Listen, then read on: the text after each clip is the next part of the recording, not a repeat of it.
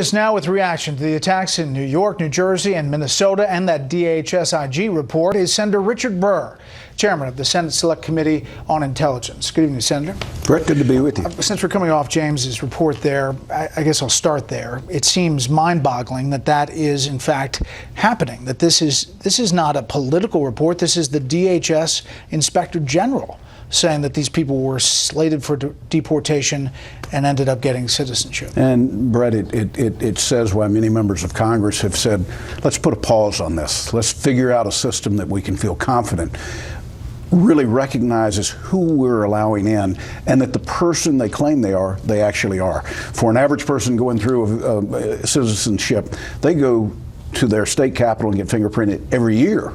It's hard to believe they'd go back and rely on original fingerprints from years ago. All right, let's talk about what we know about New York, New Jersey attacks and this guy Rahami. Do you believe he was working alone? Complex attack, multiple devices, multiple locations, a tremendous amount of pre-planning had to go into it. Could one person do it? Sure.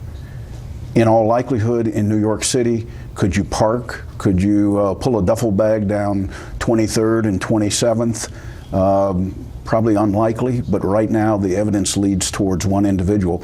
We're 48 hours into it. We have somebody in custody already. That's phenomenal.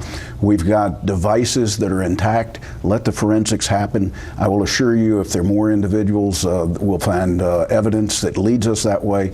And there's a tremendous amount of media for the FBI to go through.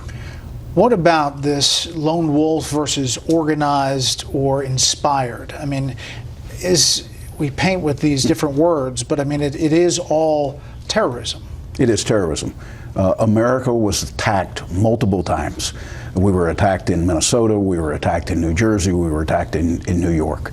And whether it was inspired, whether it was directed, I can tell you this, that the pressure cookers look like they were matched out of Inspire magazine, which, by the way, was an Al-Qaeda publication. I'm not sure about the pipe bombs, whether there's some unique nature to them, but this has been influenced greatly by terrorists around the world. Through that media, maybe we'll find whether there's selectors that tell us that they were talking to folks. Authorities say that he traveled to Afghanistan and Pakistan numerous times. Any details there? Well, I would only say this, that the FBI understands the reason that he was in the region. That was not something alarming to him. Whether there were additional things while he was in the region that might have helped radicalize him in any way or directed him in any way, I'm sure that the FBI will look at that very intensely over the next few days. Because the Boston bombers, we did have red flags when they traveled overseas and believed to have been radicalized at some point in there. He had some ties in the region that made it legitimate for him to go there, but let this investigation continue. What we should look at is the fact that the New York Police Department, the Joint Terrorism Task Force, New Jersey Police, local police, and the FBI have done a wonderful job in 48 hours. And we've got a tremendous amount of evidence to process, and it will lead us, I think, to everywhere we need to go. The White House press secretary today is saying that actually we are just in a war of narratives against ISIS. Your reaction to that? That it shows you how out of touch this administration is with the terrorism that we see in New York and New Jersey and Minneapolis, but more importantly, the threat list that I look at every morning as the chairman of the Intelligence Committee, where I look at more threats globally around the world than anybody could ever imagine.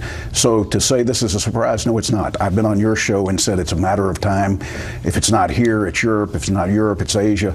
It's going to continue to happen until we take this seriously and we eliminate the ability for either direction or facilitation by ISIL or Al-Qaeda or any of the offshoots that are out there. As long as there's intent and capability, then we're in the red area of the bullseye.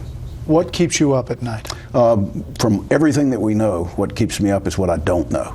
And the reality is that technology allows a lot of communications that we can't see inside with or without a court order.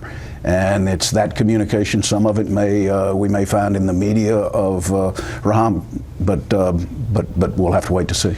Steve Hayes and Tom Jocelyn, the Weekly Standard, did a really long piece about Gitmo and who is actually leaving Guantanamo Bay, suggesting that there are some pretty bad terrorists that actually have been transferred to the UAE, for example, and other places.